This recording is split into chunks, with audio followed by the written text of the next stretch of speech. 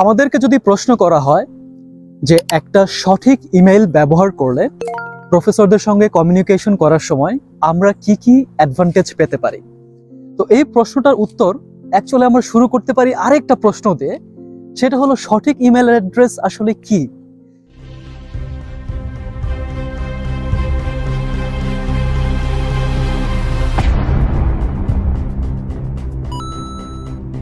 Well, the way I define a proper email address is something যেটা দেখে আমরা ভরকে যাব না, অর্থাৎ a proper email address shouldn't be too long or too short.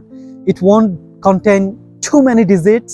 Now, it can be institutional, it can be gmail.com, it can be yahoo.com, but as long as it's making sense, you can definitely use it. So, let's get back to the question.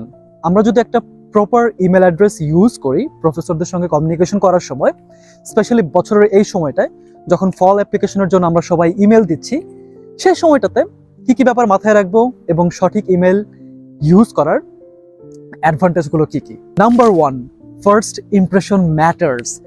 আমাদের email address যদি বাজে হয়, বা বাজে বলতে আসলে কি বুঝাই সেটা নিয়ে সাবাস ফাঁকিবাজ আবর্তনে আমাদের প্রিভিয়াস ইমেল রিলেটেড অনেক ভিডিওতে আমরা অনেক কথা বলছি, সো এটা নিয়ে আমি এখন আর বেশি আগাবো না।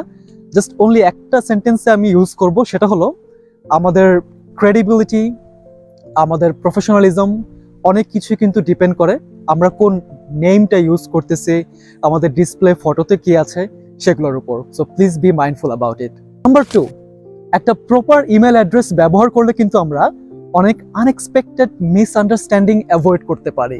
যেমন ধরা যাক কেউ একজন ইউনিভার্সিটির হয়তো বা লেকচারার, সে পিএইচডি অ্যাপ্লিকেশনের জন্য ইমেল দিল প্রফেসরকে, বাট তার জিমেল অ্যাড্রেস হলো গিয়ে lecturerashik@gmail.com। টেকনিক্যালি জিমেল অ্যাড্রেসে কোনো ভুল নাই, বাট যখন lecturerashik@gmail.com প্রফেসররা দেখবে, মেবি ফর সাম ইনস্ট্যান্ট তারা কনফিউজড হয়ে যাবে যে আসলে লেকচারার পোস্টে অ্যাপ্লাই করছে নাকি পিএইচডি স্টুডেন্ট পোস্টে অ্যাপ্লাই করতেছে, হোয়াট ইজ দ্যাট। সো এই ধরনের মিসআন্ডারস্ট্যান্ডিং অ্যাভয়েড করার জন্য কিন্তু আমরা মাইন্ডফুল থাকবো। Number 3, filtering and deliverability. যদি কোনো ইমেলের অ্যাড্রেসের নাম হয় কোম্পানি নামে বা কোনো প্রোডাক্টের নামে, অটোমেটিক্যালি ওই ইমেল অ্যাড্রেসটা চলে যাবে স্পাম বক্সে, বিকজ ইউএসএ কানাডার প্রফেসররা বা যে কোনো ইন্টারন্যাশনাল ইউনিভার্সিটির প্রফেসররা অনেক অ্যাডভান্স প্লাগইন ইউজ করে। সো আমরা অবশ্যই চাবো না আমাদের ইমেল অ্যাড্রেসটা বা আমাদের যে ইমেলটা দিলাম সেটা স্প্যাম বক্সে চলে যাক। নাম্বার 4, কনসিস্টেন্সি বলতে আমি কি বুঝি?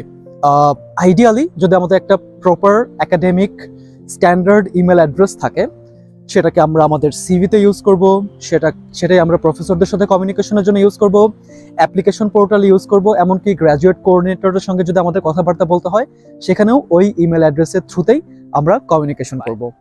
আবর্তনের university professor and email writing কোর্সটাতে কিন্তু আমরা এই ইমেইলের টেকনিক্যাল ব্যাপার স্যাপারগুলো নিয়ে খুব ডিটেলসে কথা বলি।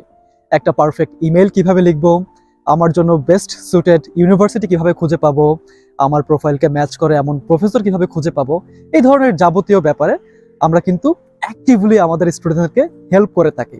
নাও এই কোর্সের ডিটেল ডিসক্রিপশন এই ভিডিওর ক্যাপশনে আছে, দ্যাট ইজ ফাইন, বাট এই ভিডিওটার মেইন টেক ওয়েজ সেটা হলো আমরা যে ইমেল অ্যাড্রেসটা ইউজ করতেছি সেই ইমেল অ্যাড্রেসটা কারেক্ট কিনা সেটা জানার জন্য এই ভিডিওতে কমেন্ট বক্সে প্লিজ কমেন্ট করেন যে আমার এই ইমেল অ্যাড্রেস এটা, is it acceptable, is it usable.